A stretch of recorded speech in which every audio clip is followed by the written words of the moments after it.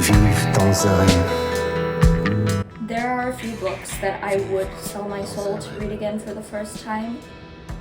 So fans of The Secret History, Lana Del Rey fans. Hello, I'm Neptune, and I'm just a girl that has to wear a beach caftan in New York winter because the heat in my apartment is so hot that I have the window open and I'm wearing a bikini cover-up. We have Dorian Gray by Oscar Wilde, which is befitting because Dorian's soul, his soul, for everlasting youth and beauty. So Dorian believes that the point of life is to pursue beauty and pleasure. Essentially, he's a hedonist. And he's also handsome and rich, so somebody paints a portrait of him. And he wishes that this portrait would take on the signs of old age and the wear and tear of life while he remains intact. And this comes true. So now, since Dorian believes that the point of life is to indulge, he does so at the cost of losing his morality. He does not care if something is good or bad as long as it brings him pleasure. So he goes around involving himself in all kinds of debauchery, and he remains looking like a young, beautiful, glorious angel, but the painting, which he keeps in his basement, starts to decay, and every time he commits a horrible sin, the painting becomes uglier and uglier. So this book has some of the most beautiful writing that I've ever read in my life. I read this over 10 years ago, and this point still holds true. The way it describes the mix of darkness and glamour can never be replicated. It also introduced me to the glorious aesthetic. It really paints this picture in your head of Victorian aristocrats and opium dens, scandalous salons, literature and the fine arts mixed with debauchery. It really is the dark academia original. Oscar Wilde, the author, is also one of the most interesting people to have ever lived. Definitely top 5 dinner guest of all time. Wilde was the father of aestheticism, which basically says that art should be judged and valued according to its beauty and not according to its moral value. So this means that, like, if someone writes a book with the most beautiful prose, but let's say it glorifies something really horrible, that art should still be judged well because it's very beautiful, versus if someone writes a book with pretty shitty writing, but it's a cautionary tale about being a good person, we should not judge that art well or give it more points just because it tells a moral tale. He was also the father of dandyism. This is a time in England when Puritanism was at a high, and he, like me, liked to stand out. And of course, the infamous gross indecency that he was prisoned for, which is literally him being gay. He had an affair with another gay man who was an aristocrat, and he got thrown in prison and died of poverty. Oscar Wilde only wrote one novel, and the fact that it is one of the most famous novels of all time, I think, says everything that it needs to say. But I think we also read books and judge art according to not just the value of the art itself, but the way it informed and changed culture. I mean, if you even think about the recent movie The Substance and how similar that sounds to the plot of Dorian Gray, or that it, explores similar themes, we have to think about the cultural impact of these pieces in that way. Aestheticism is also a very popular movement. I mean, it's still debated till this day. I took a class on art and ethics, and whether the ethical intention of the art piece should affect its value and how much we admire it. The next book that I would sell my soul to read again for the first time is The Beautiful and the Damned by Scott Fitzgerald. This is my favorite Fitzgerald. I like it better than The Great Gatsby. It has a perfect ending, which I don't think Fitzgerald books always have. Minus Gatsby, that also has a perfect ending. This is another lovely book about the consequences of overindulgence. They are also both hedonist. There is a theme. I would say maybe I used to be a hedonist and then I grew up. So basically, to give you the rundown, Anthony is a Nepo baby and he marries the most beautiful girl of the jazz age, Gloria. Now, Gloria is obviously influenced by Fitzgerald's very famous wife, the original flapper Zelda. So basically, all Anthony wants in life is to pursue pleasure, to enjoy himself.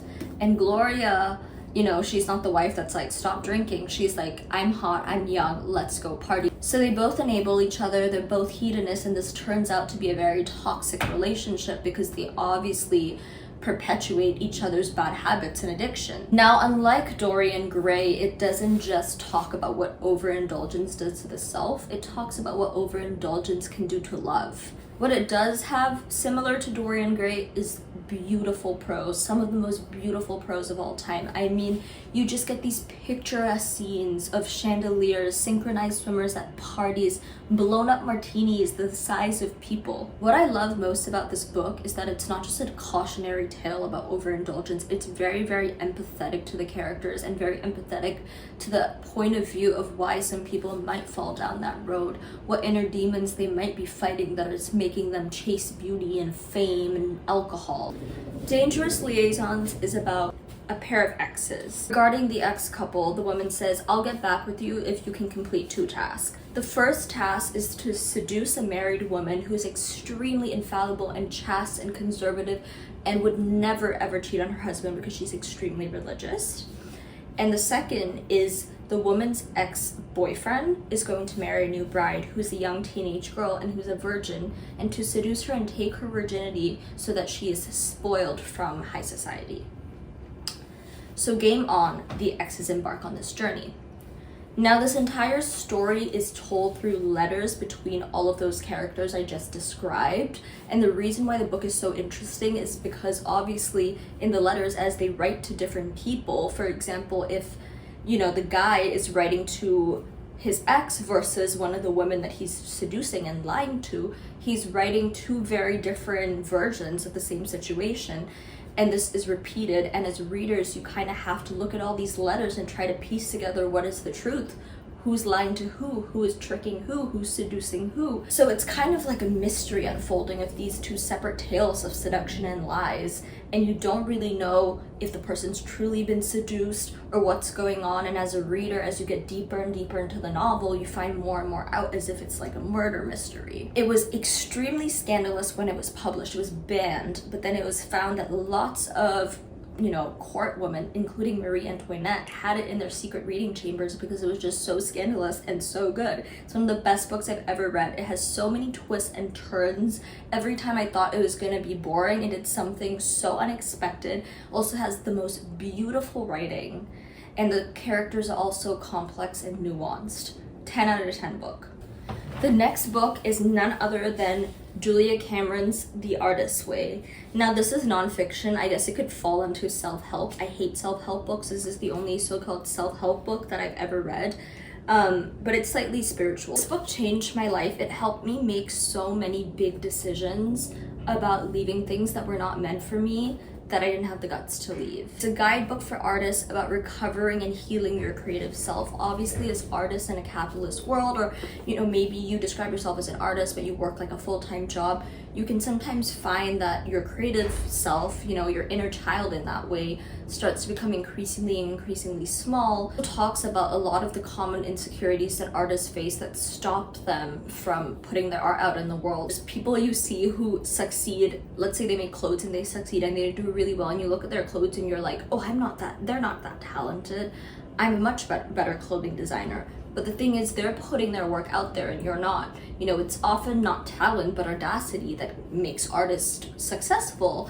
And that's what this book talks about. It talks about how to recover your anxiety and how to heal your inner artist so that you're able to share your craft with the world. Now, this book is not for everyone. I'm going to make a full video on who I would recommend this book for and who I wouldn't. But yeah, it not only changed my life, but it gave me a new life at a time when I felt very, very stuck and I felt like I couldn't even hear my own voice anymore. Okay, the last book is Henry and June by Anais. There's nothing better than reading a dead, scandalous, famous person's diary, which is what this is. Anais Nin was an erotic writer and socialite in Paris. And this is a section of her diary about the time she had an affair with Henry Miller. Now, Henry has a wife, June. June goes to New York, and Anais and Henry fall deeply, deeply in love when this happens, and they're like, oh my god, what are we gonna do when June comes back? Because get this, Anais is also in love with June, and of course Henry is too. Anais and June have this very sapphic, toxic female friendship. And of course, Anais also has a husband called Hugo. Now, June does return back from New York, and I'm not going to spoil it, but I will say it is very juicy. It's set at that time in Paris when all the artists were there and they would just sit at cafes all day, drinking, talking about art and philosophy. So there you go. Those are the books I would sell my soul to read again for the first time. I have more, but I have to stop because my camera has no more storage and I can't take any more footage. So ciao!